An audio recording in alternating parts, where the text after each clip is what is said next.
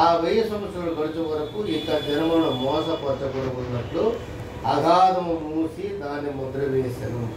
అటు మిమ్మట వాడు కొంచెం కాలము విడిచిపెట్టబడును. ఇక్కడ ఆ మహాఘట సర్పము, ఆ మహాఘట సర్పము ఎక్కడ చెప్తున్నాడు? ఇక్కడ ఫ్యూచర్లో చెప్తున్నాడు. యోహాను ఫ్యూచర్లో చూసిన దాన్ని చూసినట్టు మనకు చెప్తున్నాడు. ఏం చెప్తున్నాడు? ఆ మహాఘట సర్పం. ఏది ఆ మహాఘట సర్పం? ఎటువంటి సర్పం అది? ఆ సర్పం ఎక్కడి నుంచి వచ్చింది అనేది ప్రశ్న. ఆ సర్పాన్ని ఏం చేస్తున్నాడు? దేవుడు బంధిస్తున్నాడు. ఏం చేస్తాడు? బంధిస్తున్నాడు. పదంలో బంధిస్తున్నాడు. దానికి ఎటువంటి అధికారం లేకుండా చేస్తున్నాడు. ఇది జరగబోయే సంగతి. జరిగిన సంగతి ఏంటి? ఆదికాండం 3వ అధ్యాయం. ఆదికాండం 3వ అధ్యాయం. జరిగిన సంగతి ఏంటి? అది జరగబోయే సంగతి. జరిగిన సంగతి ఏంటి?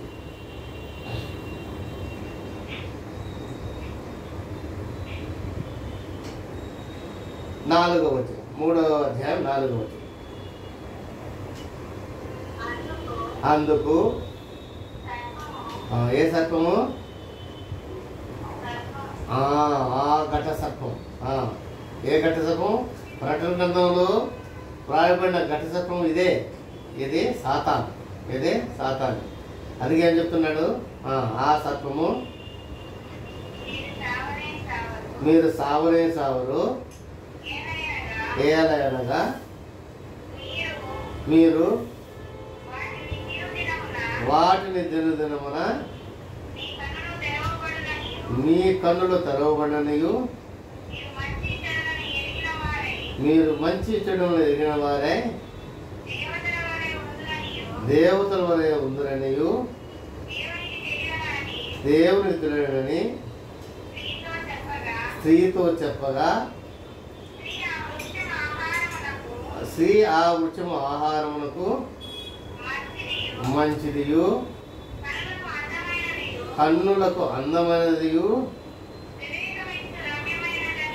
వివేకమిచ్చు రమ్యమైనది ఉండక చూచినప్పుడు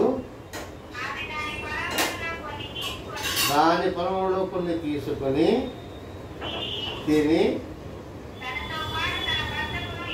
తనతో పాటు తన బ్రతకును ఇచ్చను. అతను కూడా తినను. అప్పుడు వారిద్దరి కళ్ళు తెరవబడి. ఏం చేసింది ఇక్కడ సర్పం? మహాఘట సర్పము ఆ అవ్వను ఏం చేసిందమ్మా? మోసపుచ్చింది. ఏం చేసింది? మోసపుచ్చింది. ఇప్పుడు మనం ప్రకటన గ్రంథంలో ఏం చెప్తున్నాడు ఆ విషయాన్ని? ప్రకటన గ్రంథంలో 20వ అధ్యాయంలో ఏం చెప్తున్నాడు? ఇంక మీదట 20వ అధ్యాయానికి రాండి. మళ్ళా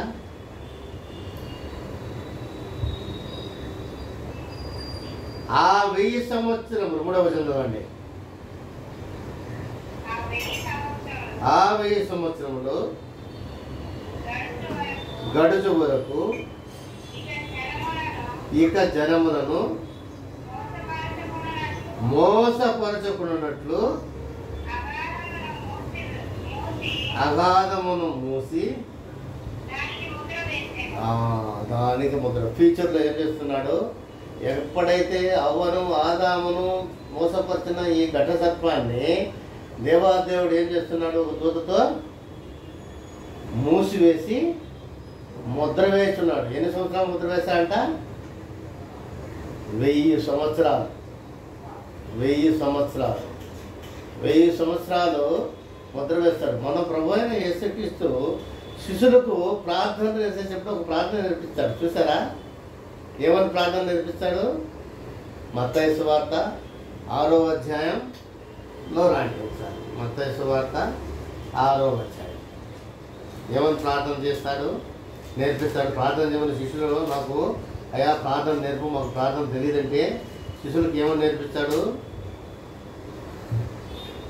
6వ అధ్యాయం 9వ వచనం. కాబట్టి మీరు ఇలాగ ప్రార్థన చేయడి, పరలోకమునందు మా తండ్రి,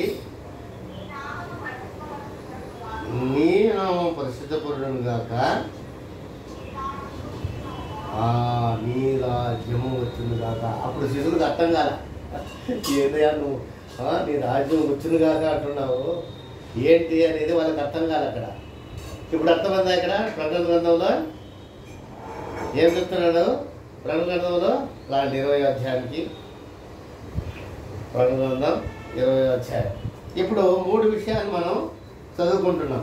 ఏమేమి విషయాలు చదువుకుంటున్నాం? ప్రకటన గ్రంథంలో ఉండే 20వ అధ్యాయం, అలాగే ఆది కాండంలో ఉండే 3వ అధ్యాయం, మత్తయి సువార్తలో ఉండే 6వ అధ్యాయం. ఈ 3 విషయాలు చూసినట్లయితే అప్పుడు చెప్పినప్పుడు శిష్యులకు అర్థం కాలేదు.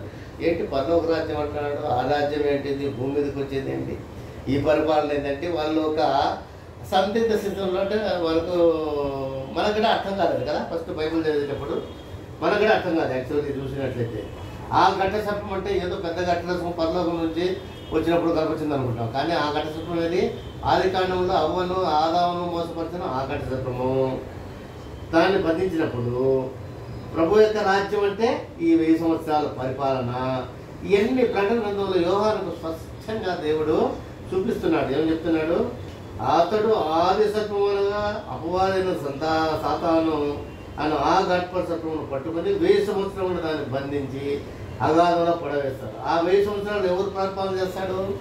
మన రాజులకు రాజైన, ప్రభువులకు ప్రభు అయిన యేసుక్రీస్తు ఆ 1000 సంవత్సరాలు ఈ భూలోకంలో పరలోకములో ఎలాగా ఉన్నారో అలాగే పరిపాలిస్తారు. అర్థం ఇప్పుడు ఆ 1000 సంవత్సరాలు ఈ భూలోకంలో మన ప్రభు అయిన యేసుక్రీస్తు రాజులకు రాజైన ప్రభువు ఆ 1000 సంవత్సరాలు ఆయన పరిపాలించేటప్పుడు ఈ ఘట్ట సర్పం ఎక్కడుంది? ఎక్కడుంది మా ఘట్ట సర్పం? మూసివేయబడింది. ఆ మూసివేయబడిన 1000 సంవత్సరాలు జనములు ఏం చేయలేదు, అది మోసపరిచింది. ఫస్ట్ మోసం వచ్చింది ఇది ఆ ఘట్ట సర్పం. సాతాను అవ్వను మోసపరిచింది ఆ ఘట్ట సర్పమే. ఆ ఘట్ట సర్పాన్ని ఇప్పుడు దేవాదేవుడు చితికి తలను మొదలుతో కూడా చెదుగు పెట్టి ఏం చేశాడు? చెదుగు పెట్టి దాన్ని ఏం చేశాడు? చంపేశాడు. కానీ దాని యొక్క మోసపూరితమైన సంగతులు మన ప్రపంచంలో జరుగుతున్నాయి కదా. ఇప్పుడు దాని ఈ భూమి అంతా దాని ఎవరి ఆధీనంలో ఉంది? ఇప్పుడు సాతాను యొక్క ఆధీనంలో ఉంది. అందుకే మనం పరిపరి విధాలుగా పరిగెత్తున్నాం. అది కావాలా, ఇది కావాలా, ఇది చేయాలా, అది చేయాలా, వాళ్ళకి ఇది కావాలి, వీళ్ళకి ఇది కావాలి, ఏదేదో ఆశ చూపించి ఈ లోకంలో మనం మోసపరుస్తూనే ఉంది ఈ సాతాను. ఎందుకంటే భూమి అంతయు దాని ఆధీనంలో ఉంది. కానీ ఎప్పుడైతే ప్రభు అయిన యేసుక్రీస్తు ఆ దూతను పంపించినాడో ఆ ఘట సర్పాన్ని అగాధంలో పడేసి మూసేసి ముద్ర వేసేస్తారు. ఆ ముద్ర వేసినప్పుడు ఈ 1000 సంవత్సరాలు ఏ మనిషిని ప్రలోభ పట్టదు. ఎందుకంటే ఇప్పుడు లాజరు ఉన్నారు కదమ్మా. లాజరు ఏమైనాడు? కూడా జబ్బు వచ్చి ఏమైనాడు? లాజరు జబ్బు పడి ఏమైనాడు? మరణించినాడు. లాజరు జబ్బు పడి ఏమైనాడు? వింటున్నారా? లాజరు ఏమన్నాడు? మరణించినాడు కదా. అప్పుడు ప్రభు అయిన యేసుక్రీస్తు లాజరుని ఏం చేశాడు? బ్రతికించినాడు. ఏం చేశాడు? మీరు ఇక్కడ లేరు, ఎక్కడో ఉన్నారు, ఈ ప్రార్థనలో లేరన్నమాట. ఆయన బ్రతికించాడు. లాజరు చనిపోయి 3 దినాలే కులిపిన సన్మానం అయింటుంది అనుకున్నారు ఇల్లు. కానీ లాజరును ఏం చేశాడు? ఆయన మాటతో బయటికి రా అంటే సమాధానం నుంచి బయటకు వచ్చాడు కదా. ప్రభు అయిన యేసుక్రీస్తు లాజరును బయటకు వచ్చినప్పుడు వాళ్ళ అక్క వాళ్ళంతా ఏమైనారు? సంతోషపడ్డారు. సంతోషపడ్డాడు. లాజరు సంతోషపడ్డా అనేది ప్రశ్న ఇక్కడ. లాజరు సంతోషపడ్డాడా?